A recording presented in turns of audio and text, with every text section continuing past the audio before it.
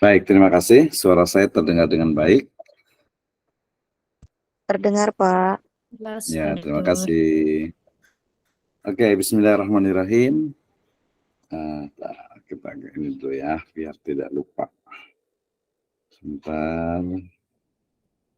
Saya buat video juga nih, biar nanti bisa ini juga, biar bisa dua-duanya. Ini temanya sangat simpel, tapi menurut saya penting nih ya. Baik, terima kasih. Kita mulai. Bismillahirrahmanirrahim. Assalamualaikum warahmatullahi wabarakatuh. Waalaikumsalam warahmatullahi wabarakatuh. Alhamdulillahirabbil alamin. Wassalatu wassalamu ala asrafil anbiya'i wal mursalin habibana wa nabiyyana Muhammadin sallallahu alaihi wasallam wa ala alihi wa ashabihi wa man tabi'ahum bi ihsanin ila yaumiddin wa ba'd. Qala Allah Ta'ala fi kitabihil karim, a'udzu billahi minasyaitonir rajim. Bismillahirrahmanirrahim.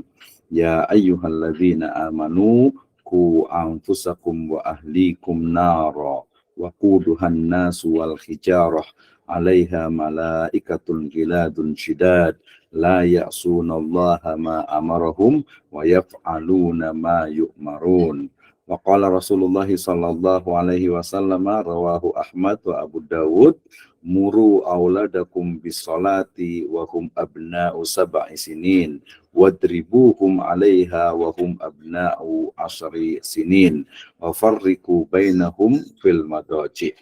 Amma ba'd, fa inna asdaqal hadits kitabullah wa khairal huda huda nabiyyu sallallahu alaihi wasallam.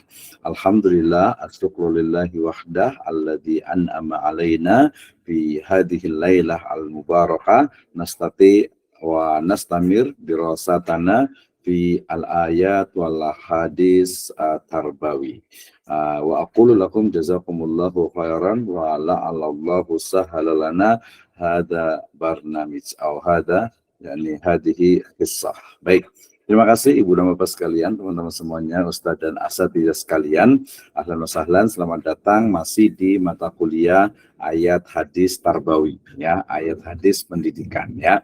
Ini adalah pertemuan yang kelima ya. Jadi saya akan berikan beberapa contoh ya. Ini contoh yang sangat mudah sekali tentang bagaimana sebenarnya mata kuliah ini ya. Jadi mata kuliah ini menjelaskan atau memberikan pembelajaran kepada kita tentang ayat-ayat ya yang ada di dalam Al-Qur'an, kemudian ayat hadis ya dalam tentu saja di hadis Nabawi ya sallallahu alaihi wasallam gitu ya, Nabi Muhammad sallallahu alaihi wasallam ya, dan juga penjelasannya. Jadi sangat simpel sekali membaca ayat, kemudian membaca hadis, kemudian nanti kita bandingkan kemarin atau kita gunakan metode tafsir Al-Qur'an dengan tafsir hadis, kemudian juga bisa menggunakan tafsir bil ma'sur atau tafsir bil ilmi atau tafsir bil isyari gitu ya, yang intinya adalah bagaimana memahami ayat Al-Quran dan juga hadis terutama dengan tema-tema tertentu. Nah, pada kesempatan kali ini ya kita akan belajar bersama ya. Saya mungkin memberikan contoh ini ya. Jadi ke depan kalau ada yang mau presentasi, saya persilahkan ya untuk mungkin ada learning experience ya, ada pengalaman dalam istilahnya itu belajar. Oh, saya waktu kuliah sama Pak Abraham Wisno di mata kuliah ayat hadis tarbawi saya pernah presentasi nih misalnya tentang pendidikan anak di dalam Al-Quran ya, nanti tinggal dipilih Al-Quran itu ayat yang mana gitu. Oh, saya dulu pernah belajar waktu dengan Pak Abraham Wisno itu tentang misalnya ayat-ayat ya, ayat dan hadis tentang pendidikan, tentang media belajar atau tentang teknologi pembelajaran atau mungkin tentang metode belajar atau mungkin tentang tujuan pendidikan dan lain sebagainya. Jadi ada learning experience ya, ada pengalaman dalam belajar sehingga tidak hanya mendengar saja gitu ya. Nah, saya akan kasih contoh. Kalau kemarin kita sudah membahas tentang surat Luqman dari ayat yang ke-12 sampai ayat ke-19 ya. Hari ini saya akan berbicara sedikit saja terkait dengan bagaimana pendidikan keluarga dalam surat At-Tahrim ayat yang ke-6 ya. Jadi ini seperti jurnal ya, mungkin kalau ada teman-teman yang istilahnya itu diwajibkan atau diperintahkan, instruksikan oleh dosen yang lain untuk menulis jurnal. Jadi contoh jurnal itu secara untuk PowerPoint-nya seperti ini. Nanti kalau untuk Word-nya tinggal disamakan atau tinggal dibentangkan ya, tinggal disesuaikan dengan tulisan di Word. Baik ya, sebagai contoh adalah sangat simpel kan ya. Jadi pendidikan keluarga dalam Al-Qur'an ya, surat At-Tahrim ayat yang ke-6 ya. Oke, bersama saya Abdurrahman Misno. Nah, ini adalah ayatnya, surat At-Tahrim ayat yang ke-6. Tadi sudah saya bacakan. A'udzubillahi minasyaitonirrajim. Bismillahirrahmanirrahim. Ya ayyuhalladzina amanu qu anfusakum wa ahlikum nara wa quduhan nasu wal hijarah 'alaiha malaikatun ghiladun syidad la ya'sunallaha ma amarahum wa yaf'aluna ma yu'marun. Ya, At-Tahrim ayat yang ke-6. Ini sebagai muqaddimah awal saja, kemudian dari Sunnah Nabawi, hadis riwayat Ahmad dan juga Abu Dawud terkait dengan perintah untuk muru auladakum bis shalah ya, dalam riwayat yang lain muru sabiyya bis shalah idza balagha sab'a sinin ya. Jadi ada beberapa riwayat. Oke, nah kita awali dengan muqaddimah ya, atau mungkin pengantar ya, atau background bisa juga ya. Jadi ketika berbicara tentang keluarga, tentu saja kita harus memahami asas dari keluarga ya. Jadi karena kan temanya tadi adalah pendidikan dalam keluarga ya. Jadi pendidikan itu dalam Islam itu ada nanti maknanya adalah tarbiyah atau ta'dib atau taklim gitu ya. Nah, itu beberapa kata yang menunjukkan model atau istilah pendidikan. Nah, kita berbicara tentang pendidikan keluarga, berarti kita harus pahami tentang bagaimana sebenarnya asas dari sebuah keluarga ya. Nah, ketika bicara tentang asas keluarga berarti disebut dengan prinsip atau dasar ya. Artinya pedoman lah ya, pedoman dalam keluarga itu adalah tentu saja mardhatillah ya. Nah, kemudian juga yang berikutnya itu adalah fungsi keluarga. Kita pahami bahwa fungsi keluarga itu ya sangat banyak sekali ya, untuk anggota keluarga, untuk anak, untuk orang tua, untuk suami, untuk istri gitu ya.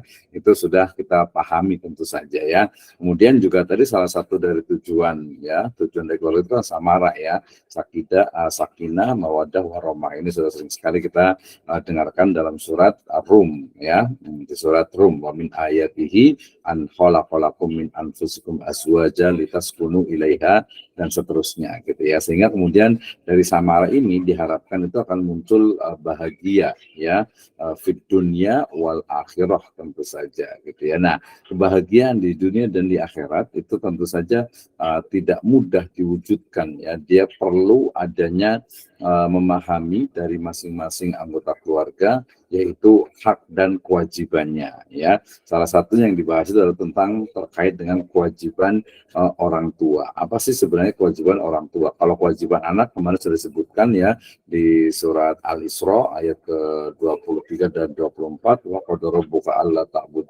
alla ta'budu illa iyyah wa bil walidaini ihsana gitu ya.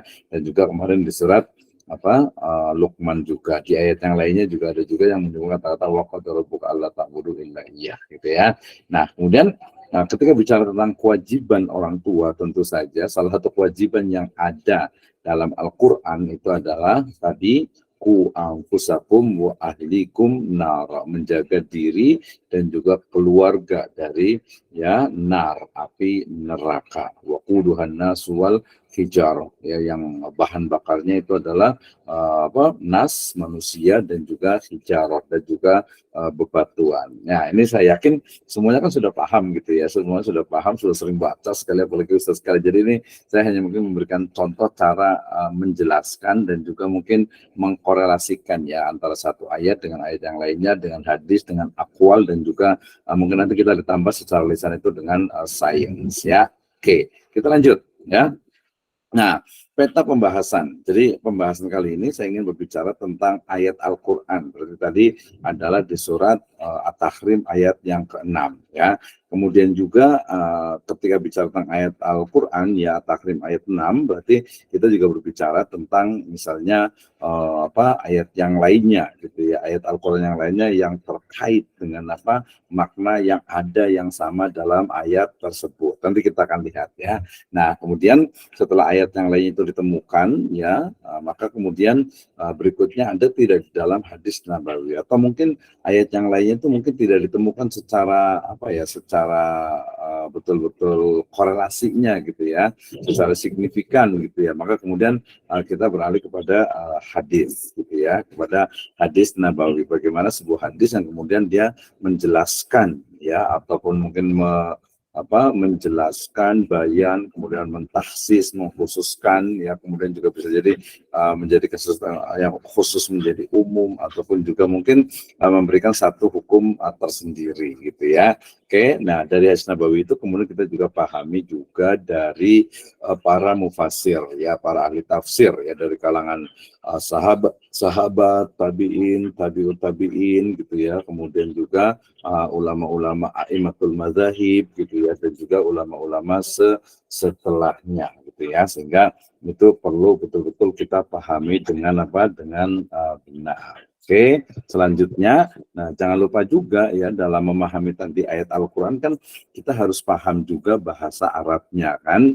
Berarti nanti kita harus tahu nih bahasa Arabnya tadi ku anfusakum wa ahlikum naro. Nah, itu artinya apa? Nah, termasuk nanti yang terakhir mungkin kita boleh tambahkan dengan tafsir kontemporer ya terkait dengan tafsir pendidikan agama Islam tentu saja gitu ya. Jadi ini peta pembahasannya jadi agar lebih mudah nanti untuk dipahami. Oke, berikutnya ini adalah ayatnya ketika saya akan berbicara tentang pendidikan keluarga, maka saya akan menjelaskan ya tentang surat At-Tahrim ayat yang ke-6 ya. Nah, saya sudah baca 3 kali nih ya, nggak apa-apa sekali lagi ya. Tentang pendidikan keluarga di dalam Al-Quran surat At-Tahrim ayat yang ke-6. A'udzubillahi minasyaitonirrajim.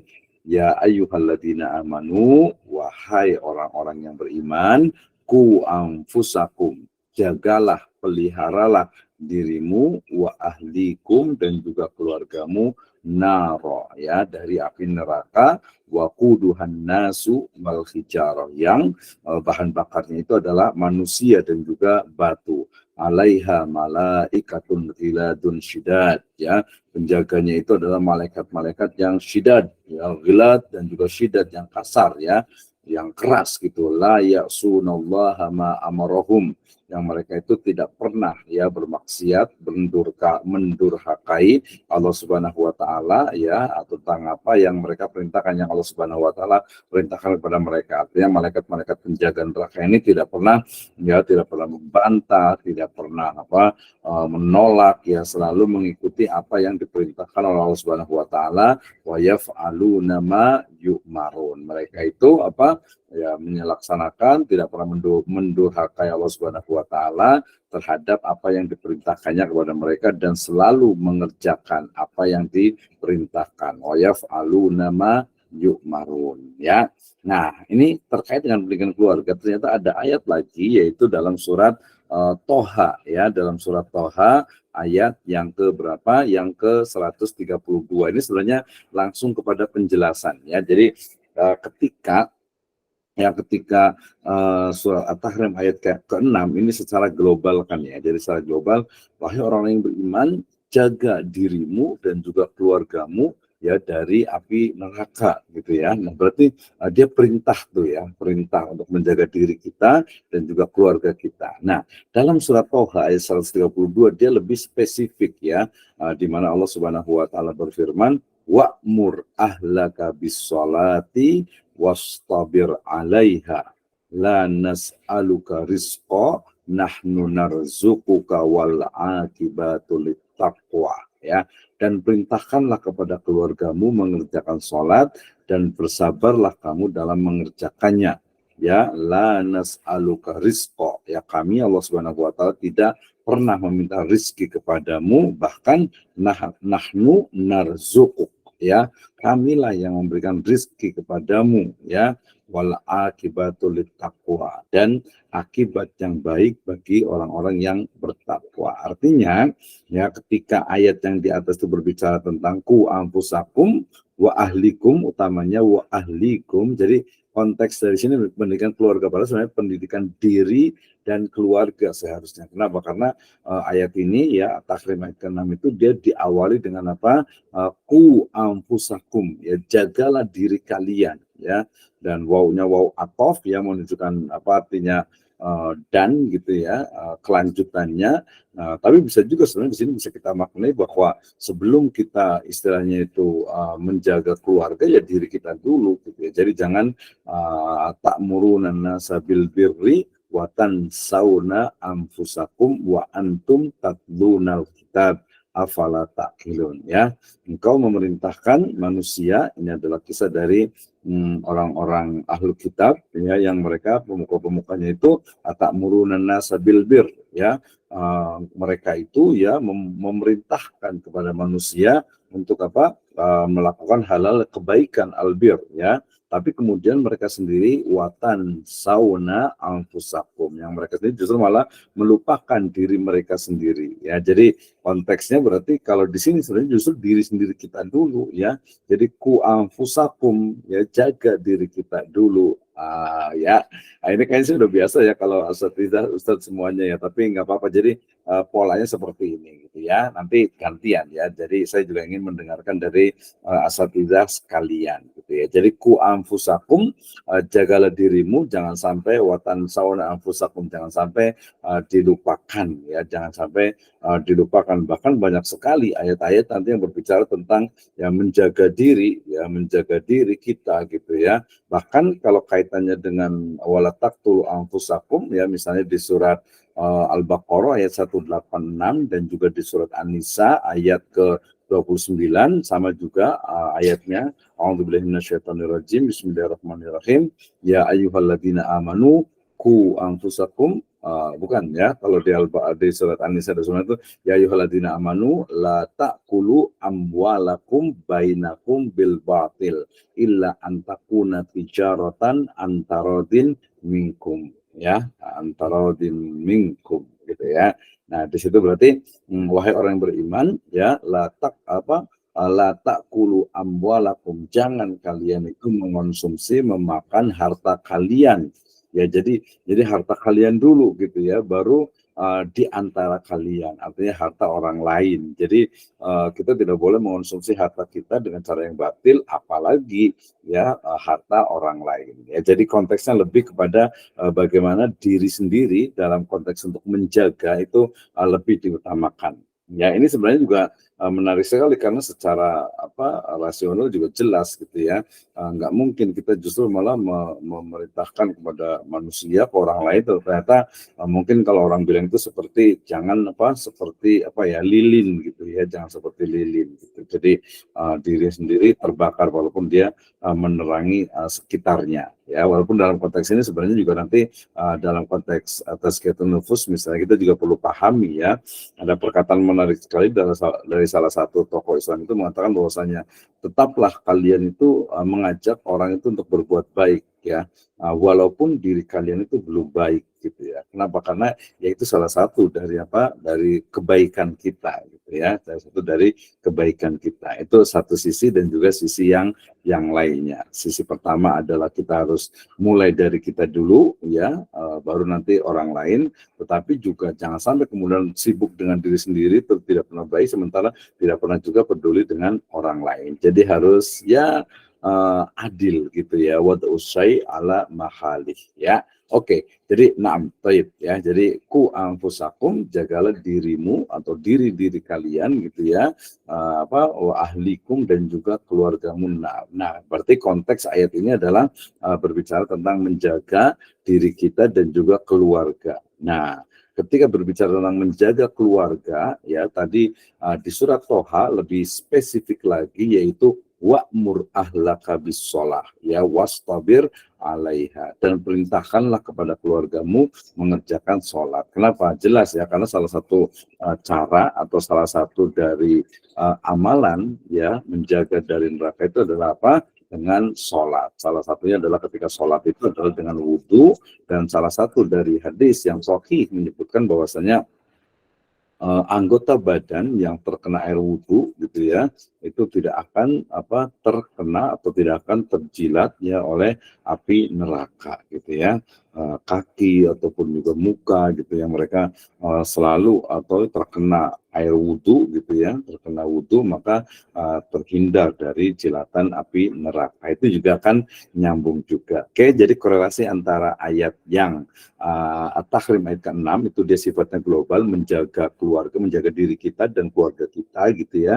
Tapi kemudian di Toha ayat 132 itu sudah spesifik gitu ya, spesifik dalam artian itu yaudah perintahkan anak kalian itu sholat gitu ya. Kalau untuk diri sendiri ya banyak sekali ya, warka'u ma'ar-raki'in ya, kemudian juga waqimus sholat gitu ya, dan lain sebagainya, banyak sholat, inna sholata kanat alal mu'minina kitaban mauquta ya, nanti di hadis ya lebih banyak lagi gitu ya. Jadi ini korelasinya untuk menjelaskan dari satu ayat ke ayat yang lainnya. Nah, tadi kita sebutkan tentang makna ayat. Jadi ini dari si bahasa dulu supaya agak lebih mudah sebenarnya ya. Jadi di situ Anda menggunakan ya ayyuhalladzina amanu, wahai orang yang beriman, wahai orang-orang yang beriman, ku anfusakum, jagalah diri kalian, wa ahli, nama wal ahli.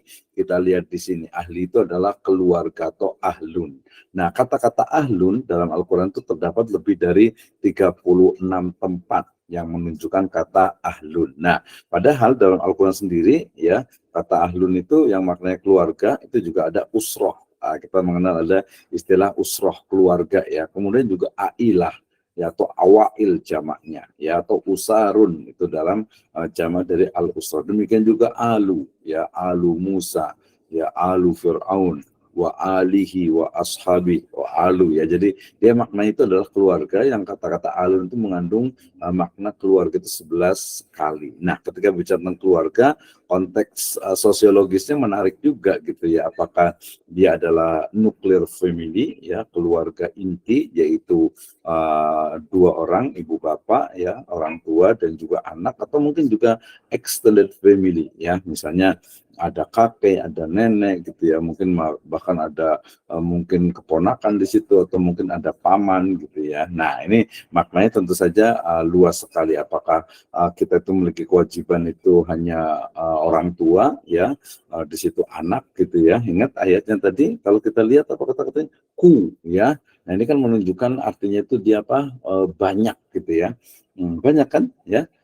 Jadi apalagi menggunakan kata wa ampusakum ya, berarti kum, antum itu adalah kalian gitu ya, anda semuanya, wa ahlikum, jadi bukan ki gitu ya, bukan ki gitu ya, juga bukan juga anfusakum ya, anfusak dan wa ahlika ya, bukan, tapi kum di situ, berarti menunjukkan memang mukhatabnya atau orang yang diajak bicara itu memang banyak, karena jelas tadi kan kembalinya kembalinya kepada ya ayyuhalladzina amanu atau alladzina amanu, orang-orang yang beriman. Berarti orang yang beriman itu berarti banyak. Nah, wa ahlikum berarti dia adalah keluarga-keluarga. Nah, balik ke tadi, berarti keluarga di situ adalah keluarga dalam konteks keluarganya orang-orang yang beriman, sehingga secara bahasa bisa jadi ya bahwa wa ahlikum naro itu bisa bermakna nuclear family ataupun juga extended family. Tapi yang lebih tepat kalau menurut saya subjektif ya,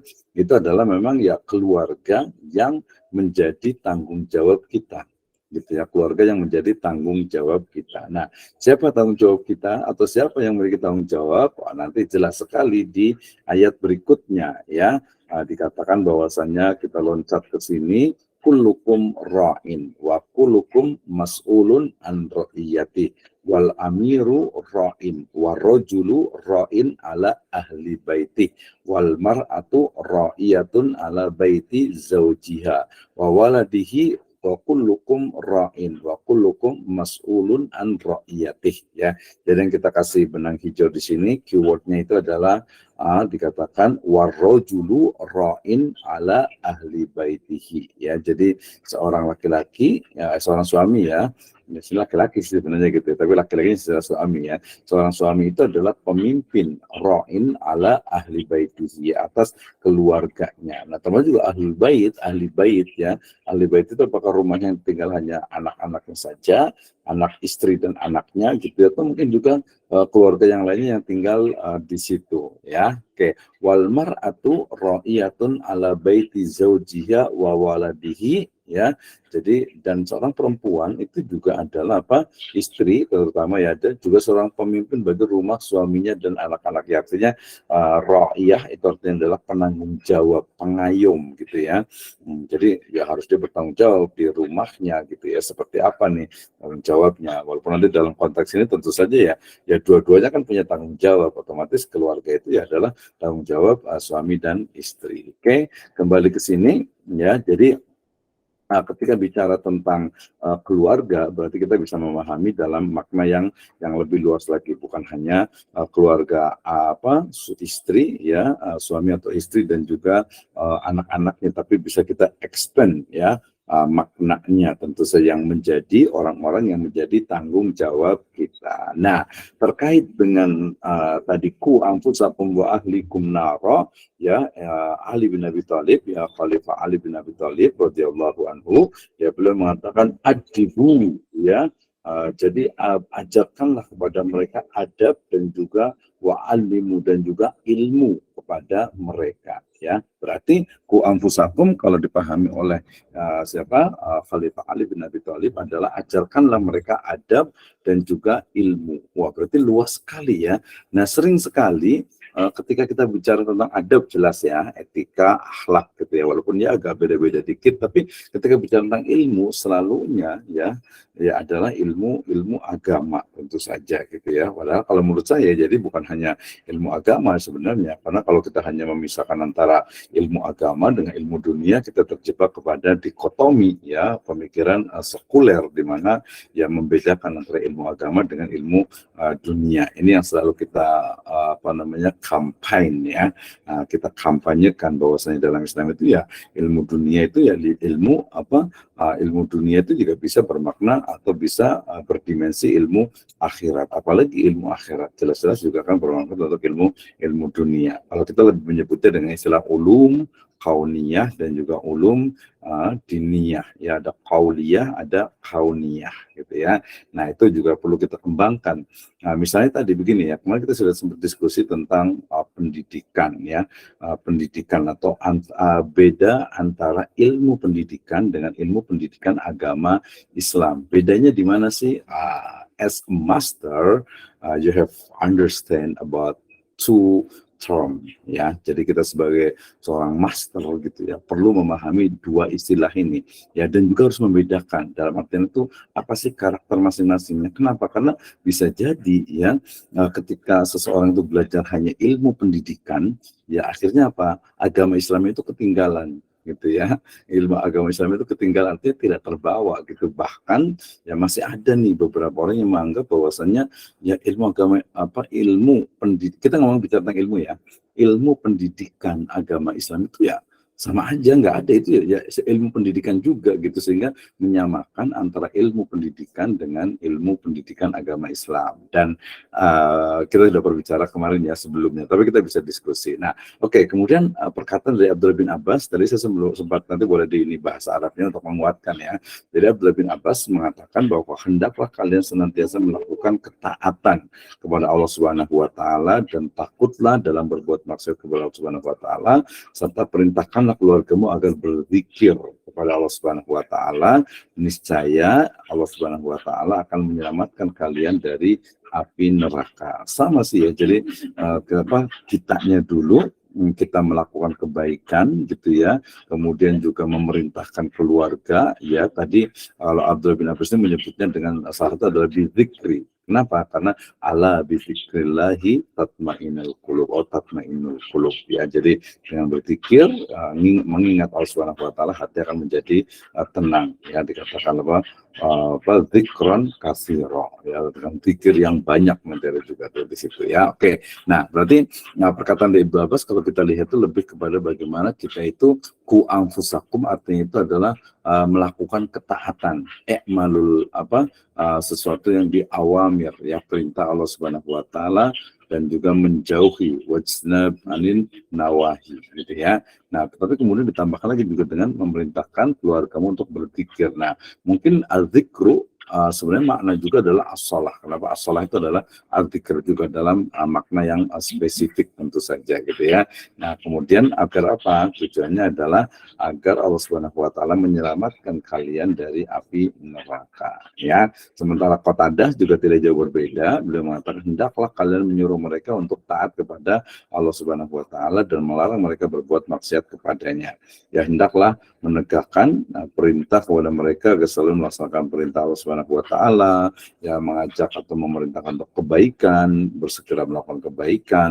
Ya, apabila mereka berbuat maksiat kepada mereka, hendaklah kalian larang dan cegah. Nah, seperti itu ya. Sementara Ad-Dhahhak dan Muqatil, ya, seorang tabi'in ya, wajib ala kulli muslim untuk menjaga keluarganya, kerabat, para budaknya, laki-laki ataupun perempuan, semua yang Allah wajibkan atas mereka dan semua yang dilarang Allah Subhanahu wa taala. Jadi Ad-Dhahhak dan Muqatil ini lebih melihat tadi bukan hanya keluarga tetapi memaknai juga qarabah ya, kerabat dan juga para budaknya. Artinya berarti orang-orang yang memang menjadi tanggung jawab kita gitu ya, menjadi tanggung jawab kita. Bahkan dalam konteks yang lebih luas sebenarnya kalau kemarin kita sebut dengan apa the best generation ya, Allah Subhanahu wa taala berfirman a'udzubillahi minasyaitonirrajim bismillahirrahmanirrahim ya kuntum khaira ummatin ukhrijat linnas ta'muruna bil ma'ruf wa tanhauna 'anil munkar. Berarti salah satu dari karakter ya sebaik-baik ummah ya, khairu ummah itu adalah ya memang ta'muruna bil ma'ruf wa tanhauna 'anil munkar ya. Berarti itu juga sama sebenarnya ya. Jadi menjaga ya ku anfusakum wa ahlikum, ya menjaga keluarga itu ya dengan mengajak mereka kepada kebaikan dan juga mencegah mereka dari berbagai bentuk kemungkaran ya, jelas sekali. Oke, Mas Tamir. Nah, kemudian juga saya akan dari Imam Syafi'i rahimahullah ya, beliau juga mengatakan ketika menafsirkan ayat ini dengan menyatakan bahwa wajib bagi para ibu dan bapak untuk mendidik dan mengajarkan adab kepada anak-anak mereka, dan wajib mengajarkan cara bersuci, berwudu, mandi, istinja gitu ya, tata cara sholat ya, dan juga nanti boleh orang tua memukul anak-anak mereka bila sudah paham tentang wajibnya sholat. Anak laki-laki yang sudah balik dan anak perempuan yang sudah haid ataupun genap berusia 15 tahun, maka mereka sudah wajib mengerjakannya ya. Nanti ini bersambung karena tadi ada yang menafsirkan ku anfusakum wa ahlikum nara, kemudian salah satu yang paling utama ibadah adalah sholat tentu saja ya, muru auladakum bis sholah gitu ya. Ini perkataan dari Imam Syafi'i rahimahullah yang lebih menekankan kepada tadi pola pendidikan ya, mendidik, mengajar, mentarbiyah, mentakdib ya anak-anak mereka. Jadi spesifik maknanya lebih kepada jadi orang tua, ibu bapak itu memiliki kewajiban untuk mengajarkan, pertama disebutnya dengan fardu ain ya, artinya yang fardu dulu ya. Yang fardu kan jelas bersuci ya, istinja gitu ya, kemudian juga wudu, sampai kepada yang wajibnya itu adalah sholat ya. Nah, sholat yang lain juga tentu sama setelah yang wajib dulu itu ya. Nah, kemudian jangan lupa juga tadi karena begitu pentingnya sholat, nanti kita akan lihat di hadisnya gitu ya. Nah, kemudian juga diajarkan mereka tadi adab ya, adab misalnya tadi ketika anak sudah dewasa kan berarti sudah punya kewajiban ya. Kemudian ketika seorang perempuan sudah anak perempuan sudah balik, berarti kan juga punya kewajiban untuk menutup auratnya gitu ya. Nah, korelasi dengan ayat yang lainnya ini juga menarik kemarin ya, ketika kita bicarakan tentang surat Luqman ayat yang ke-17 ya kan.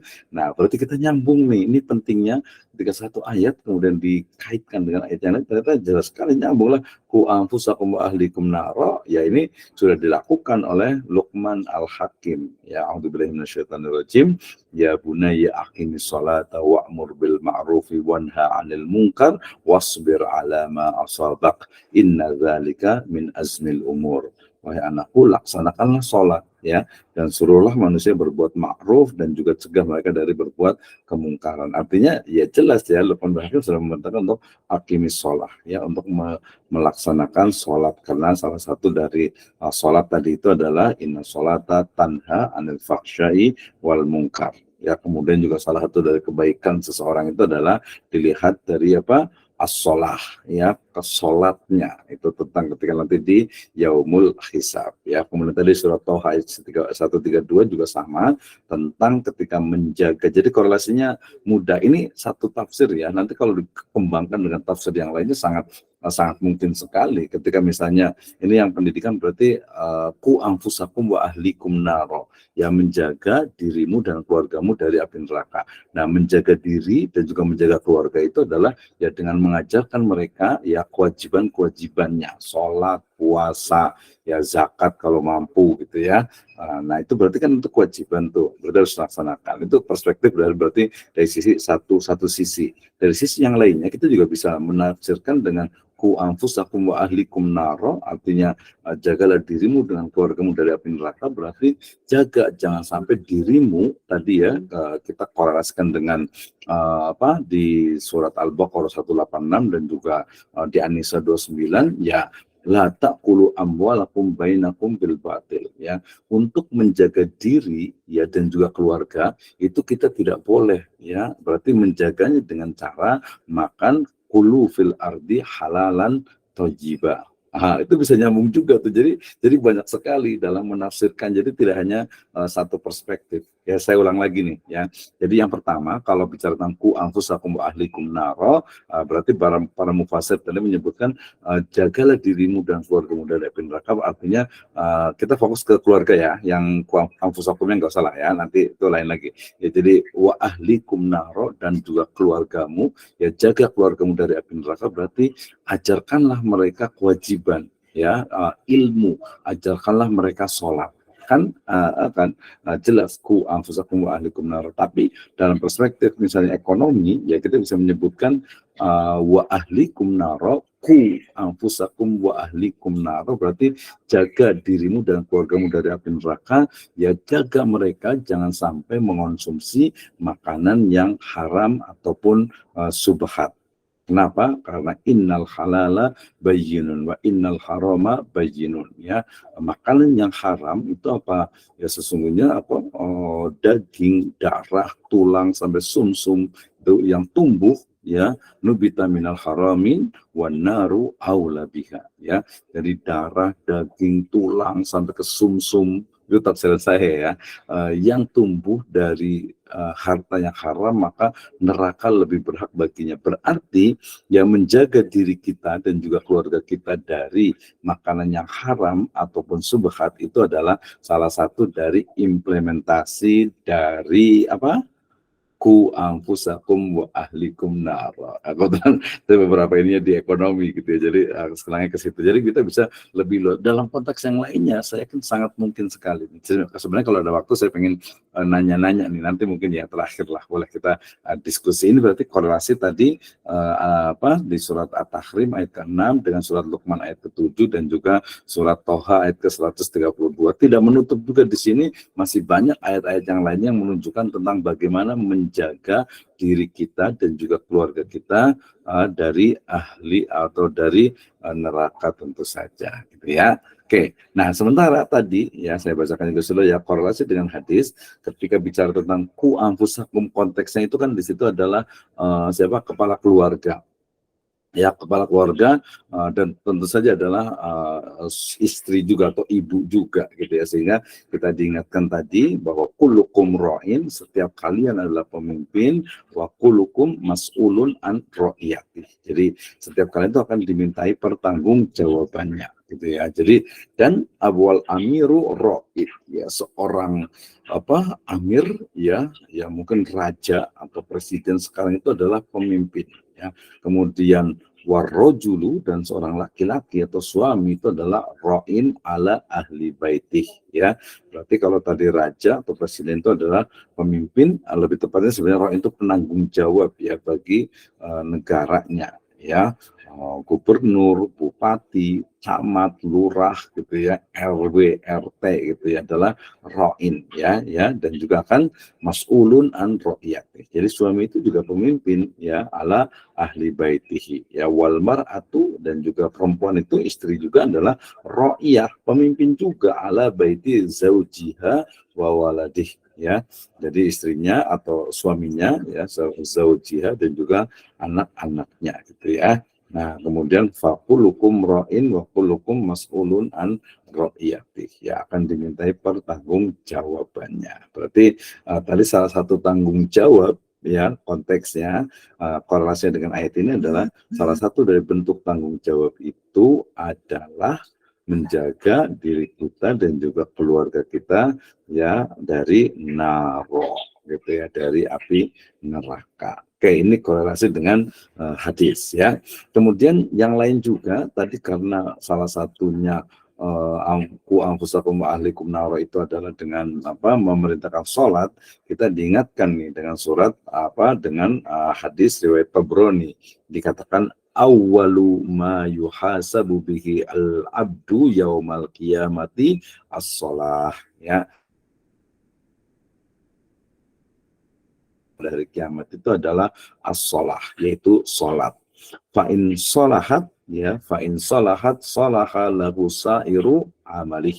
Ya, apabila sholatnya itu baik, maka seluruh amalnya pun akan baik. Ya, jadi kenapa? Karena sholat itu ya bisa dikatakan itu sebagai itu tadi ya, tanha anil fahsya'i wal munkar. Jadi kalau sholatnya baik, bagus, ya bisa jadi gitu ya, yang lain juga akan baik ya, walaupun nanti kalau dalam beratasnya ada STMJ gitu ya, STMJ itu sholat terus maksiat jalan gitu ya. Itu juga, itu berarti kaitannya dengan manusianya gitu ya. Nah, kemudian apa? Wa in fasadat fasada sa'iru amalih, ya, apabila sholatnya itu rusak gitu ya, maka seluruh amalnya pun akan rusak ya, atau fasadat amalih ya, fasada sa'iru amalih, ya, akan rusak, akan menjadi buruk ya, kualitasnya itu tidak bagus lah, istilahnya seperti itu ya. Oke, itu adalah kaitan. Jadi korelasi dengan hal ini terkait dengan apa tadi, tentang urgensi ahamiyatus shalah ya, pentingnya ya, sebenarnya bukan penting lagi ya, memang sebuah kewajiban kan ya, wa aqimus shalah wa atuz zakah. Dalam hadis itu dikatakan bunyal Islamu ala khamsin, ya, sebelumnya lagi hadis tentang apa, bahwa al-Islam itu ya, Islam itu adalah antasyhadu alla ilaha illallah wa anna muhammadar rasulullah wa iqamis shalah, menunaikan salat gitu ya, wa itaiz zakah wa tasumur ramadan wa tahujjal bait man istata'a ilaihi sabila. Jadi ya jelas gitu kan ya, bahkan dikatakan ra'sul amri al-Islam wa amuduhu as-shalah, ya, bahwasanya ra'sul amri ya, perkara ya, inti ataupun juga pokok dari perkara ra'sul amri al-Islam adalah Islam, wa amuduhu as-shalah, dan juga apa, tiang penyangganya, imadnya itu adalah as-shalah ya, salat ya. Maka tadi kalau salatnya baik, fa in salahat salaha lahu sa'iru amali wa in fasadat fasada sa'iru amali ya. Nah, ini masih sifatnya bil maksur ya. Kemudian kita juga ingat juga bahwasanya Nabi SAW juga pernah bersabda, rawahu at-Tirmidzi, ya, dikatakan inna awwala ma yuhasabu bihil abdu yaumal qiyamati min amalihi shalah fa in salahat faqad aflaha wanjah wa in fasadat faqad khaba wa khasira wa in antaqasa min faridah qala ar-rabbu aw qala rabb unzuru hal li abdi min tatawu'i falyukammalu fayukammalu biha man taqasa minal faridoti summa yakunu sa'iru amalihi ala dzalik. Jadi nanti sholat itu dilihat gitu ya. Jadi amalan yang pertama tadi nyambung ya, itu adalah sholat ya. Maka jika sholatnya baik, maka dia beruntung dan selamat. Namun jika rusak, maka merugi dan juga celaka. Nah, jika dalam sholat wajibnya ada yang kurang, maka Allah Subhanahu wa taala itu akan lihat apakah mereka itu sholat tatawu ya, sholat nafilah, sholat sunnah gitu ya. Maka sholat wajib disempurnakan oleh sunnah yang tadi, lalu dihisablah seluruh amalan wajibnya sebagaimana sebelumnya. Nah, ini juga banyak sekali ya kalau menjelaskan ini, tafsir hadis ini riwayat Al-Baihaqi ini juga sangat banyak sekali, mulai dari tadi bahwa hal amal pertama yang dihisab itu adalah sholat gitu ya. Kalau sholatnya baik, bagus kualitasnya, berarti dia beruntung ya, muflih gitu ya, dan juga najah, selamat. Tapi kalau rusak ya, dia akan apa? Dia akan khasira ya, akan merugi ya. Nah, kalau dia sudah melaksanakan kewajiban ya, tapi ternyata dalam sholatnya itu ada yang kurang gitu ya, mungkin khusyuknya, mungkin rukunnya, mungkin syaratnya, ya, atau sunnahnya gitu ya. Nah, maka lihat apakah hambaku itu ataukah hamba Allah Subhanahu wa taala itu memiliki sholat sunnah. Nah, jadi nanti fungsi dari sholat sunnah ya, selain juga dijanjikan dengan bunyalahul baitan fil jannah, juga adalah untuk menutupi ya, bahasa itu menambal dari kualitas sholat wajib kita. Nah, seperti itu ya. Jadi ini korelasinya kaitannya dengan sholat, ini baru lebih spesifik ya. Dalam makna yang luas tentu dia akan lebih banyak lagi gitu ya. Nah, sebelum bicara tentang faedah, saya yakin Ibu dan Bapak sekalian, teman-teman semuanya, Ustaz-Ustaz sekalian sudah sangat paham tentang ini ya, tentang faedah dari ayat ini sangat banyak sekali. Tapi saya ingin melihat juga dalam konteks sains ataupun keilmuan ya, bagaimana menjaga diri kita ya. Sebenarnya saya merujuk juga ke perkataan dari Khalifah Ali bin Abi Thalib ya, karena beliau mengatakan adibu wa alimu ya, dan juga ilmu kepada mereka. Saya mengextend dari meleverage dari makna ilmu ini adalah ilmu dalam konteks kauliyah dan juga kauniyah, sehingga ketika berbicara tentang ku anfusakum wa ahlikum naro, berarti ya kita harus belajar ya, belajar untuk mengetahui bagaimana hal-hal yang sifatnya itu adalah bisa menyelamatkan diri kita dari api neraka. Berarti ku anfusakum, jagalah diri kalian, artinya dalam makna yang saya pahami itu adalah ya kita harus belajar, ya kan? Karena apa? Thalabul ilmi faridotun ala kulli muslim, fi riwayatin muslimatin, gitu kan ya. Nah, artinya ku anfusakum berarti istilahnya kalau bahasa sekarang itu ya kuliah lah gitu ya. Nah, buat yang kuliah berarti salah satu gitu ya, salah satu dari cara untuk menjaga diri kita dari api neraka itu adalah ya dengan kuliah, dengan belajar, dengan mengaji gitu ya. Thalabul ilmi, sehingga tahu mana yang mencegah, yang menjauhkan kita dari neraka dan memasukkan kita ke dalam surganya.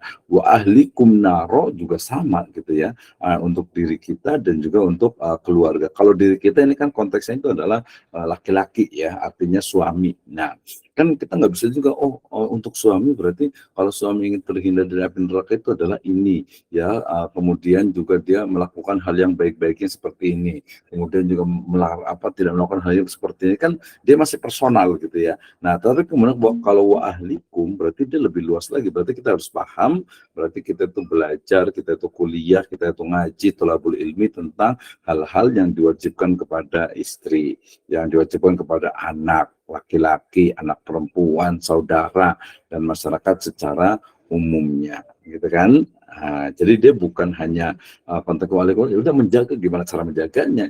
Ya mereka mungkin kalau anak itu ya kuliahkan mereka. Nah, kuliahkannya yang tentu saja sebenarnya bukan hanya ilmu agama, tetapi walaupun dia ilmu umum gitu ya, tetapi memiliki satu ruh ya untuk juga menjauhkan dari api neraka. Nah, ini juga penting nih ya ketika bicara tentang kuliah, ketika bicara tentang belajar ya. Misalnya nih ya Ibu Bapak sekalian, mungkin ada yang sudah punya anak gitu ya, bentuk tadi wa ahlikum naro berarti memasukkan mereka, mungkin ada beberapa udahlah saya agak lingkungannya agak susah nih, kemudian juga khawatir, ya udah dimasukkan ke pesantren. Nah, itu berarti sudah mengamalkan dari wa ahlikum naro. Ya, itu kan kita kan manusia kan adalah ikhtiar kan ya. Kita kan usaha. Atau mungkin ada juga nih, adalah saya di SD aja gitu ya. Atau mungkin ada di SDIT, oke lah SDIT. Di SD saja, tapi walaupun di SD, tapi mungkin siangnya ikut pengajian, ikut misalnya sekolah madrasah, sekolah diniyah misalnya, atau mungkin diajarkan sendiri ya. Nah, sehingga tidak juga melupakan ya, artinya walaupun dia sekolah umum atau mungkin kuliahnya di yang umum gitu, tapi juga tetap kewajiban-kewajibannya itu tetap juga diajarkan, atau kita mengundang guru dan lain sebagainya. Sehingga konteksnya saya bisa menyebutkan ku anfusakum berarti kita belajar nih tentang hal-hal yang yang mendekatkan kepada surga dan menjauhkan dari neraka. Kemudian juga mengajari, memberikan kesempatan keluarga kita untuk mereka tuh bisa misalnya untuk melaksanakan kewajiban amalan yang mendekatkan kepada surga dan menjauhkan yang dilarangnya. Nah ini kan dalam konteks ini kan sangat banyak sekali ya, berarti ya sangat banyak sekali dalam artian ya sangat beragam, dan berarti ayat ini menjadi induk dari berbagai amalan, terutama yang kaitannya dengan mengamalkan amalan-amalan yang mendekatkan ke surga dan juga menjauhkan atau menjauhkan dari neraka tentu saja ya. Jadi mengetahui amalan-amalan yang mendekatkan kepada surga dan juga mengetahui amalan-amalan yang mengakibatkan kita masuk ke dalam neraka. Waliyadzubillah. Baik. Saya biar semangat dulu ya, kita minum dulu nih.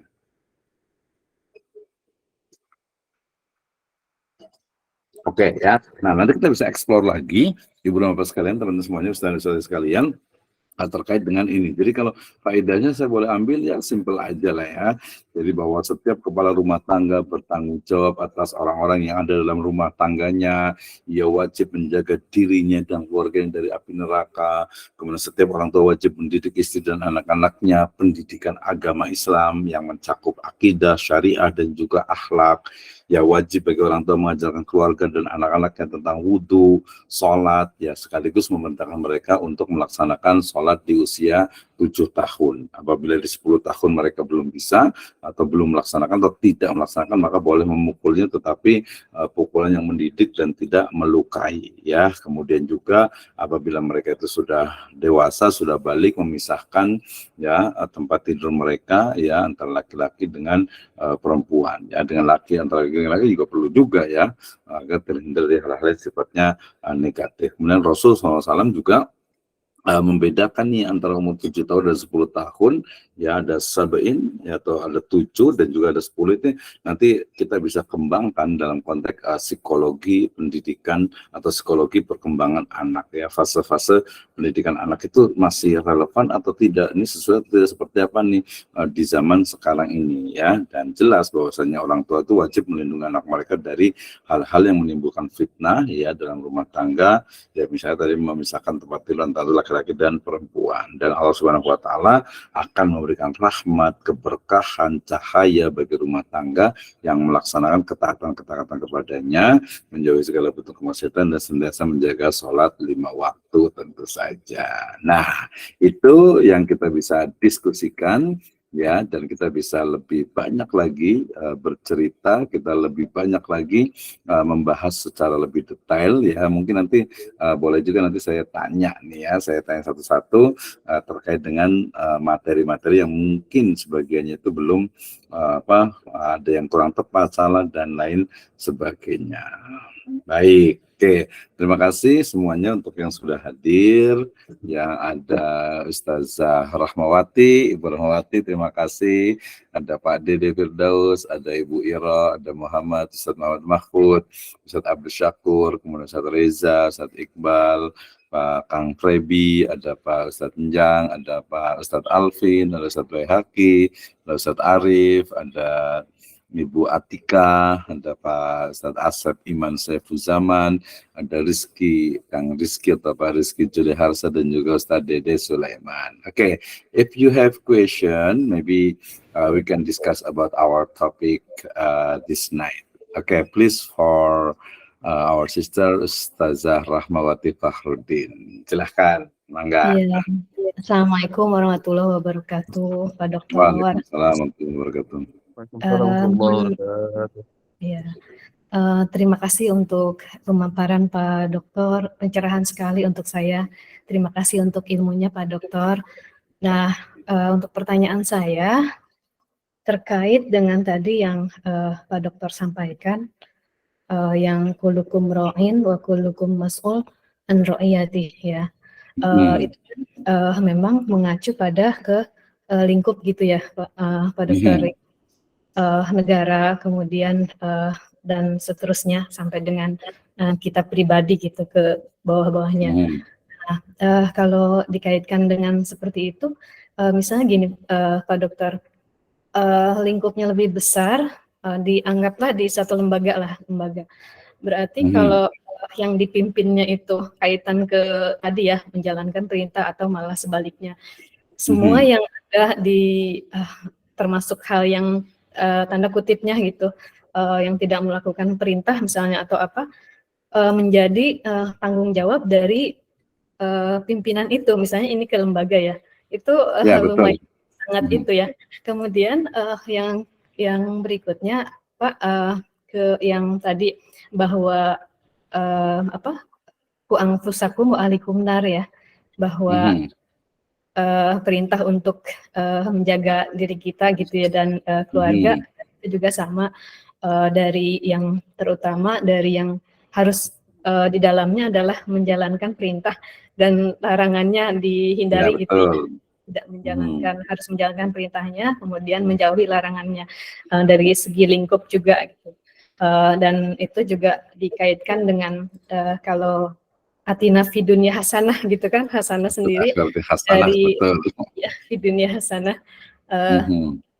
dan seterusnya itu kaitan ke sama lingkupnya. Kita baik dulu di kita dulu, Betul. bagaimana kita mau bikin orang lain baik atau gimana kita mencintai kalau kita sendiri tidak mencintai diri kita gitu kan. Bagaimana mau memberikan kebaikan ke orang lain, ke keluarga, ke orang lain, lingkungan, masyarakat atau bahkan negara kalau kita sendiri masih memang kalau dari segi sempurna tentu tidak gitu, paling tidak kurangi. Nah, yang saya ingin tanyakan terkait dengan korelasi nih Pak Dokter, saya jujur aja saya memang kurang paham ya. Ini seperti ngaji untuk saya gitu ya. Emang Kaitan ngaji ini sih. ngaji Nggak sekali apa-apa saya bareng-bareng. dulu Mhm. pergaulannya dengan banyak Indonesia Timur gitu, terus yang memang non Islam, jadi jujur Ya, aja nggak ngaji apa-apa. sekali gitu ya. Nah, korelasi kaitan ke tadi ku anfusakum dengan tadi kulukum ro'in ya. Ke saya pernah baca gitu ya yang di Al-Qur'an surat Al-Abasa tentang bagaimana manusia itu lari dari saudaranya, suami lari dari istrinya atau sebaliknya. Betul, betul. Apa ya yang itunya, yauma Iya. yafirul Yauma yafirrul mar'u mar'u min min akhihi akhihi wa ya, ummihi wa abihi iya, wa ya, sahibatihi wa wa bani. ummihi wa abihi wa sahibatihi Mhm. wa bani likullim dan Mhm. seterusnya. Itu Mhm. kalau kaitan ke kulukum ro'in kan sebetulnya memang kita pimpinan dari satu lembaga atau suami gitu memimpin Betul. dari segala halnya, tapi dikaitkan dengan tadi ataupun dengan dengan tafsir seorang saudara akan pergi dari saudaranya, lari seorang sahabat akan lari dari sahabatnya itu bagaimana Pak Dokter? Terima kasih. Oke, terima kasih. Luar biasa ya. Oke. Jadi sebenarnya tadi banyak sekali hal ya yang menarik bahkan jadi inspirasi juga tuh tadi. Misalnya tadi doa ya, doa yang kita selalu baca Robbana atina fid dunya hasanah wa fil akhirati hasanah wa qina adzabannar. Nah, ada korelasi itu wakina adzabannar ya dan jagalah jauhkanlah kami dari adab neraka. Sebenarnya itu juga bisa dikembangkan tuh itu ayat apa doa ini yang merupakan hadis ya. Doa ini tuh menjadi syarah juga menjadi penjelasan bagi ku anfusakum wa ahlikum naro karena tadi untuk menjaganya tadi kan kita kayaknya ilmu kemudian amal kita agak tersilap tuh agak lupa sedikit yaitu doa ya kan. Nah padahal ku anfusakum wa ahlikum nar itu salah satu juga dengan doa juga ya nggak bisa tuh hanya dengan apa ya amal saja gitu tapi harus doa karena doa juga bagian dari amal juga. Itu penting juga tuh seperti itu ya. Kemudian tadi kalau ngelihat Bu Rahmawati saya lihat kayaknya harusnya nih pekan besok kayaknya gantian nih siapa nih kita kasih challenge nih yang mau menjelaskan jadi Saya biar sebelum gantian. ditanya, saya nanya Pak Dokter. Jujur aja, Nggak apa-apa karena justru saya tahu nah kalau tahu saya saya menyebutnya awam, jadi saya nanya dulu aja sebelum ditanya. iya, nggak apa-apa. Nah, saya menyebutnya dengan istilahnya itu adalah learning by teaching. Ya, jadi learning by teaching tadi sama dengan learning experience sebenarnya itu. Jadi kalau kita kuliah ini hanya mendengarkan, itu learning experience itu agak kurang gitu ya, agak kurang. Ya makanya nanti kira-kira siapa nih? Dan pertama tadi asasnya, dasarnya itu adalah jangan sampai memberatkan, tapi justru biar ini. Jadi Bu Rahmawati nggak apa-apa, bikin aja cuma pakai PowerPoint, ngambil aja dari internet semuanya, nggak apa-apa, nggak ada masalah. Yang penting ketika menjelaskan tuh kita ingat gitu. Jadi saya pernah menjelaskan begini gitu. Nah, itu ya. Itu yang justru manfaat yang saya dapatkan. gitu ya. Itu yang manfaat yang saya dapatkan. Jadi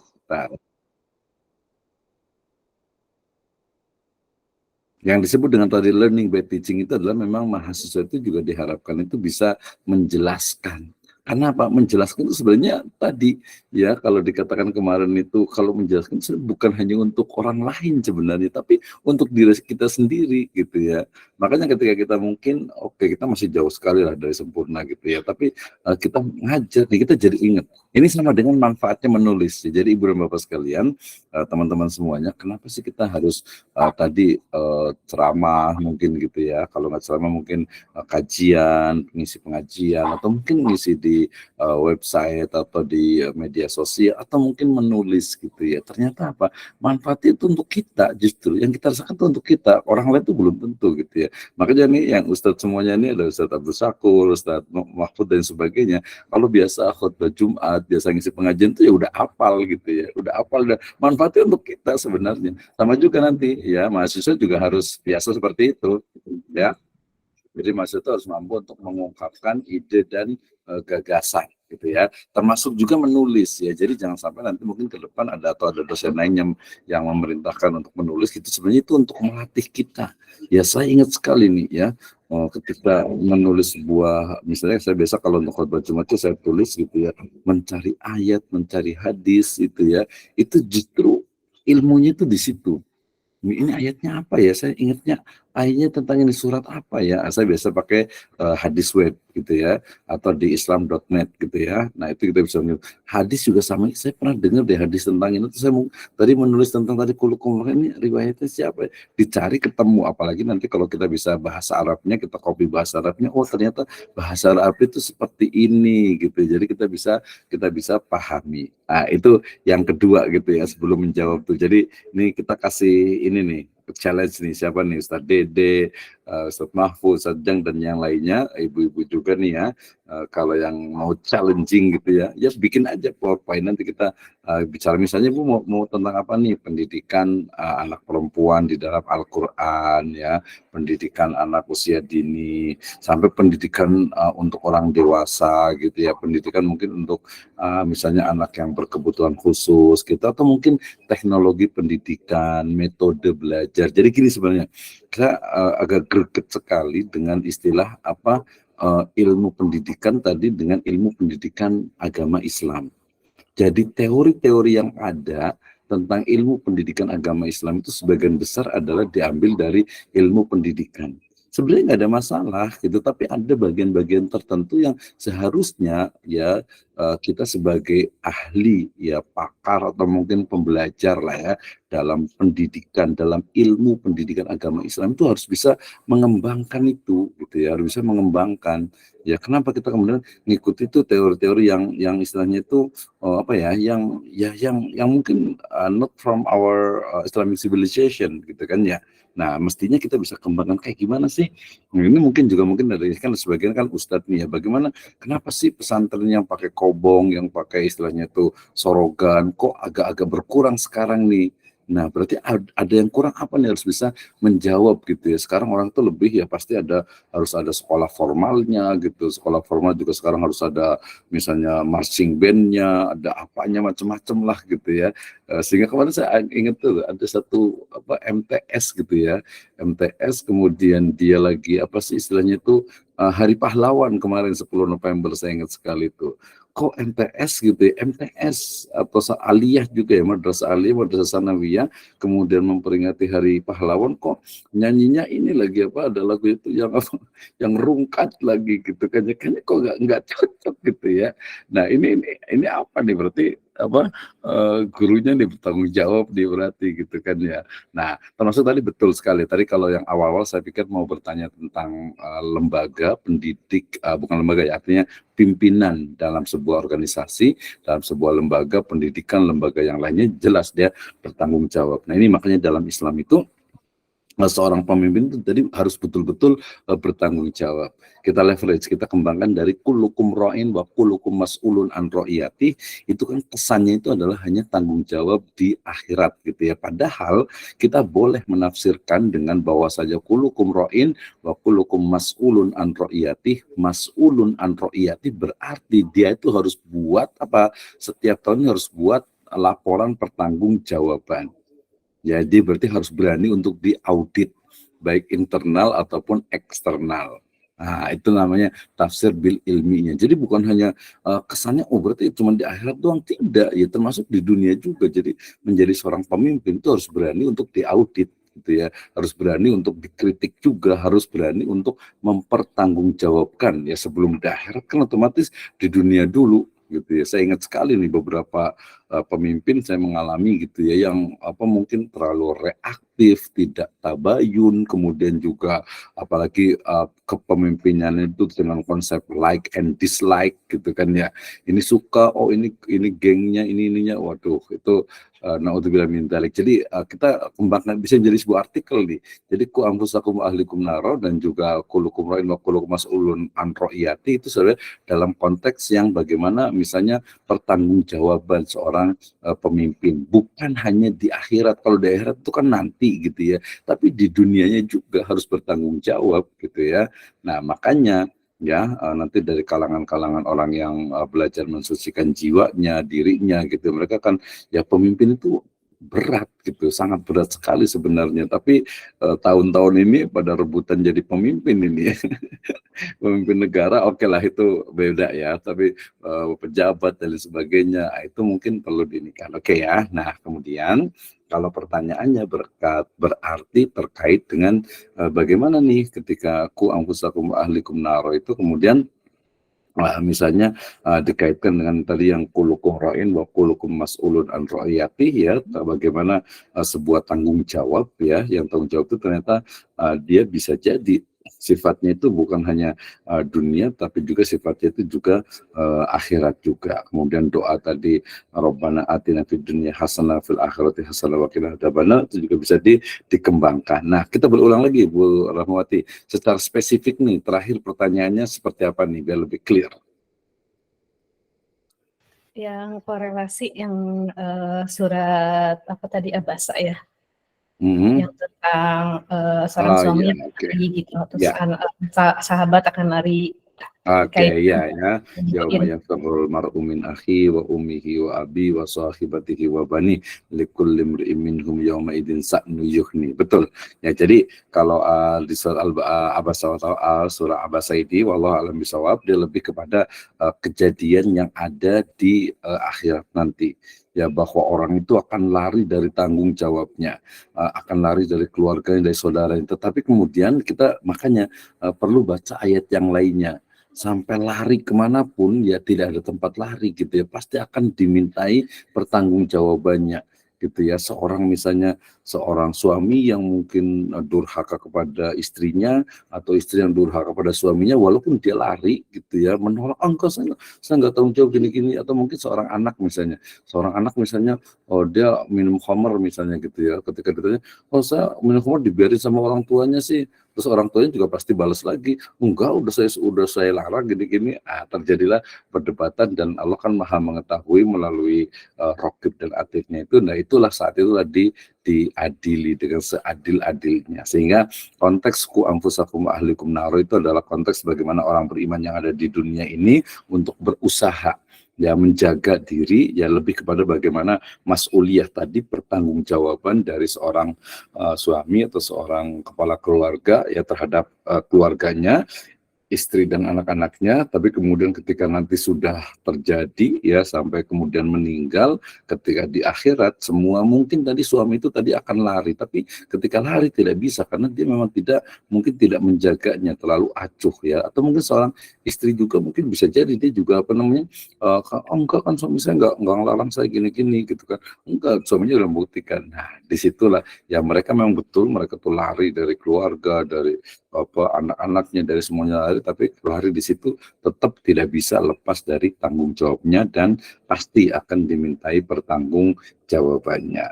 Nah, jadi konteksnya yang satu adalah di dunia, sementara lagi di akhirat. Ini kayaknya Pak Ibu Ira atau siapa nih ingin berkomentar. Itu ya, jadi konteksnya secara tempat, At-Tahrim ayat 6 itu adalah di dunia untuk preventif ya. Sementara kalau di akhirat itu tadi surat Abasa itu adalah tempatnya adalah di akhirat, yang di situ sudah kepada tanggung jawab masing-masing. Orang mau lari dari tanggung jawabnya tapi ternyata ya tidak bisa gitu ya, akan dimintai pertanggung jawabannya. Oke, terima kasih. Masih ada waktu sekitar 11 menit. Silakan Terima ada yang mau kasih Pak berkomentar. Dokter. Sama-sama. Nanti berarti Bu itu boleh ya kita kasih challenge ya untuk kalau mau gitu ya buat presentasi kayak tadi. Kan gampang banget tuh, cuma kayak gitu ngambil-ngambil dari internet juga boleh juga. Oke, silakan ada yang mau berkomentar lagi, bertanya atau mungkin berdiskusi. Tadi perlu meluruskan. Saya persilakan. Waktu kita masih ada sekitar 10 menit sampai 9.30. Ustaz Abdul Syakur, tafadhal, mangga. Ya, terima kasih Pak Dosen. Ini mohon maaf saya tidak bisa buka kamera karena di sini sedang mati lampu itu ya. Iya, siap. Lanjut, gimana Ustaz Ya, Abdul Syakur? Ini Ustaz Abdul Syakur atau Ustaz Abdullah Syakur? Abdul Syakur. Abdul Syakur ya, tafadhal Ya, Ustaz, gimana? ya. Jadi yang pertama apa sih namanya tadi tentang ayat-ayat yang tentang pendidikan agama di dalam keluarga itu seperti Qu anfusakum wa ahlikum naro. Saya pikir redaksi semacam ini memang satu isyarat ya buat kita bahwa memang pendidikan agama itu memang harus beres dulu di si pendidiknya gitu. Karena memang kunci pendidikan agama itu ya keteladanan. Jadi kalau si pendidik sendiri ini belum beres ya gimana dia mau mendidik anggota keluarganya gitu. Ini saya bandingkan dengan diksi dalam surat Luqman itu ya bunaya, itu kesan yang terbangun itu satu panggilan yang sangat apa ya, sangat harmonis itu ya. Sangat sayang dan sebagainya. Dan ya saya jadi ingat bahwa orang tua saya itu nggak pernah memerintahkan kewajiban-kewajiban agama itu dengan pukulan itu. Tetapi ketika saya bangun tidur, saya melihat dia sholat, dia ngaji, atau dia membaca dan sebagainya gitu. Jadi sebenarnya memang pendidikan agama itu ya memang harus dilakukan dengan keteladanan dari orang tua itu. Sementara yang diberikan di sekolah ya paling cuma sebatas taklim gitu ya, pengajaran. Itu yang pertama. Kemudian yang kedua, selama ini ketika kita membicarakan tentang pendidikan agama itu yang disampaikan itu bahwa pendidikan agama itu ya mengajarkan rukun Islam kepada mereka ya seperti sholat, kemudian melatih puasa, membiasakan zakat dan sebagainya itu. Sementara rukun iman ini kurang mendapatkan porsi ya, kurang mendapatkan porsi yang cukup gitu. Nah, padahal dalam seperti yang kita pahami dalam konstruksi ajaran Islam itu bahwa rukun Islam itu kan casing gitu ya, bungkus, dan isinya itu adalah rukun iman gitu. Nah, mestinya kan pengajaran rukun iman itu mendapatkan porsi yang lebih besar kepada anak, tetapi justru malah yang kita saksikan sekarang malah pengajaran rukun Islam itu malah lebih mendapatkan porsi yang lebih besar ketimbang pengajaran rukun iman itu ya. Tapi mungkin pengajaran rukun Islam mendapatkan porsi yang lebih besar ini bisa dipahami karena memang mengajarkan rukun Islam itu jauh lebih mudah ketimbang mengajarkan rukun iman ya. Karena kan dia lebih terukur, gampang dilihat ya. Sementara mengajarkan rukun iman ini kan kita berhadapan dengan sesuatu yang abstrak gitu ya. Nah, jadi saya pikir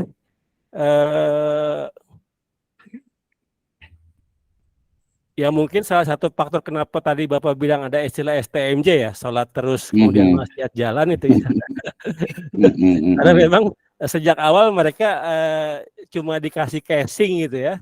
Sementara isi dari casing itu kurang mendapatkan perhatian dari orang tua, atau mungkin dalam benak kita mungkin sampai saat ini malaikat itu adalah sosok yang cuma ada dalam dongeng atau sesuatu betul, yang betul. berurusan dengan orang-orang suci gitu ya. Mhm. Sementara pada faktanya bahwa malaikat itu berseliweran setiap hari di sekitar kita. Masya Allah. Itu makanya kenapa Allah Islam mengajarkan kepada kita untuk selalu mengawali setiap perbuatan dengan membaca basmalah itu ya agar para malaikat itu bisa membantu kalau memang yang kita lakukan itu baik gitu. Jadi mungkin saya melihat itu ya mungkin perlu ada pergeseran paradigmatik gitu ya dalam pengajaran pendidikan Islam ini di keluarga, bahwa sudah waktunya bahwa porsi pengajaran rukun iman itu mendapatkan porsi yang lebih besar gitu dibanding pengajaran rukun iman. Mungkin itu komentar saya Pak dosen, mohon maaf kalau terlalu lancang dan sebagainya. Terima kasih. Assalamualaikum warahmatullahi wabarakatuh. Waalaikumsalam warahmatullahi wabarakatuh. Ya, terima kasih Ustaz Abdul Syakur. Ini udah layak jadi dosen nih sebenarnya gitu ya. Nah, kita tadi lihat ya ada dua tuh yang saya baca ya. Pertama tadi ketika kita bicara tentang ku anfusakum wa ahlikum naro ya, dalam konteks pendidikan agama Islam, mestinya juga bukan hanya itu saja. Kita juga mesti sudah berbicara tentang tadi teknologi pendidikan, media pendidikan, dan juga metode atau cara pembelajaran. Dan tadi yang disebut dengan qudwah, laqad kana fi rasulillahi uswatun hasanah, uswah atau qudwah itu adalah salah satu dari metode pembelajaran ya, metode untuk mengajarkan. Jadi ya saya sangat setuju sekali dengan Ustaz Abdul Syakur terkait dengan qudwah atau uswah ya. Nah, jadi ini konteksnya adalah tadi media atau metode pembelajaran. Ini menjadi hal yang penting. Maksud saya adalah bahwa ini semuanya, kita semua adalah will be master gitu ya, akan menjadi seorang master gitu. Jadi harus kita luaskan pemahaman kita. Jadi ilmu-ilmu pendidikan yang kita dapatkan mungkin itu harus kita gali dari sumber paling, ya kita paling suci lah kita sebut ya, atau sumber yang paling qot'i, yang paling murni, yaitu Al-Quran dan hadis. Misalnya tadi model pembelajaran ya, cara mengajarkan itu seperti apa sih sebenarnya di dalam Al-Quran, medianya itu seperti apa gitu ya. Kemudian bukan hanya secara tekstual saja, tetapi juga harus kontekstual dan ada pengembangan. Jadi kita juga tidak kaku dengan teks yang ada, tetapi kita sangat mungkin untuk mengembangkan dari teks yang ada. Ya misalnya kisah tentang malaikat Jibril yang datang kepada Nabi SAW, yang beliau bersama dengan sahabat-sahabatnya kemudian bertanya tentang mahwal iman, mahwal Islam, mahwal ihsan gitu ya. Nah ini menjadi hal yang perlu kita kembangkan. Demikian juga ketika Nabi SAW itu berbicara dengan seorang anak yaitu Abu Umair gitu ya. Nah itu seperti itu, termasuk juga mungkin sedikit kritik ya. Ini sebenarnya Islam itu atau kajian-kajian atau pembelajaran Islam itu untuk orang dewasa atau untuk anak-anak sih? Yang untuk anak-anak itu seperti apa? Apakah memang ada poin-poin utamanya atau mungkin kita kembangkan? Nah ini menjadi hal yang sangat penting karena kita paham bahwa di masa Nabi SAW itu ya dalam makna sekolah dasar seperti ini ya yang ada itu adalah ketika misalnya perang Badar gitu ya, tawanannya mengajarkan kepada anak-anaknya juga diajarkan bagaimana gitu kan. Jadi tapi dalam konteks sekarang ya perlu ada kontekstualisasi, perlu ada pembaharuan, sehingga lagi-lagi ya pendidikan agama Islam salah satunya adalah metode mengajar atau metode pembelajaran, teknologi pembelajaran, media pembelajaran itu wajib untuk dipelajari, wajib untuk kita kembangkan. Tadi salah satunya adalah qudwah atau uswah yang memang itu sudah jelas sekali gitu ya. Itu yang pertama dari Pak Abdul Syakur ya. Kemudian yang kedua yang dari Pak Abdul Syakur juga menarik sekali nih ya, bahwa porsi iman itu kurang. Ya bisa jadi ya, beberapa itu memang seperti itu gitu ya. Nah, tapi ada juga nih, ada satu lembaga pendidikan juga yang ketika dia ngajar itu hanya iman dengan Al-Quran. Ya, kalau di Kemenak kan di PAI itu ada Al-Quran, ada akidah akhlak. Nah, otomatis itu ada akidah, tapi ya perlu kita kritisi juga nih sebagai seorang mahasiswa S2 nih. Nanti lihat nih yang ngajar-ngajar di MTS ini, yang masalah akidah ini ya, pelajaran akidah akhlak, ini udah sesuai dengan iman Islam ya sesuai lah ya. Ini sudah mencakup tidak sih? Apalagi kalau yang di SMP SMA yang PAI, ya mungkin tadi masalah akidahnya, masalah imannya itu sangat sedikit sekali gitu ya, sangat sedikit sekali. Ya kemudian juga ya tentu saja iman ini kan spiritual, religius, agama ya, pokoknya iman lah ya. Iman itu kan sesuatu yang abstrak gitu ya, walaupun nanti perlu direalkan sebenarnya ketika mengajarkan siswa ya, ketika mengajarkan santri. Nah harus ada juga metodenya, apakah seperti dulu atau mungkin ada pembaharuan sehingga anak itu juga ketika mengajar akidah, belajar akidah, tauhid itu mereka ini. Makanya saya sempat dulu ngomong ya tentang bagaimana hadis yang Abdullah bin Abbas itu yang ihfadillah yahfadka ihfadillah tajidhu tujahaka idza sa'alta fas'alillah wa idza sta'anta fasta'in billah. Itu bagaimana kalau dikembangkan dalam bentuk game online misalnya gitu, games yang mengajarkan ihfadillah gitu kan, itu kan pembelajaran akidah jelas tuh gitu ya. Nah kalau dulu kan Nabi itu naik hewan gitu ya, kemudian mengajarkan kunturodi fama Nabi SAW. Jadi Abdullah bin Abbas ini dia membonceng kepada Nabi naik hewannya, hewan peliharaannya itu ya, kemudian ya diajarkan. Nah sekarang berarti sambil bawa mobil, sambil mungkin touring gitu ya, ajarkanlah tentang akidah. Itu baru satu ya, yang lainnya masih banyak lagi yang lainnya gitu. Ada kisah-kisah yang lain, termasuk juga jangan lupa hadis, aqwal, dan juga a'immah, para imam madzhab. Kita mungkin mengenal kisah tentang ada dua versi ya, yang mengatakan adalah ayahnya dari Abu Hanifah, tapi yang lebih masyhur adalah ayahnya atau orang tuanya dari Imam Syafi'i rahimahullah, yang ketika memakan apel kemudian atau buah kemudian dia mencari agar makanannya itu halal gitu ya. Nah itu juga melalui cerita, melalui qudwah, melalui perintah, melalui larangan, itu adalah metode-metode yang sangat mungkin kita kembangkan, termasuk juga penggunaan teknologi informasi dan juga komunikasi.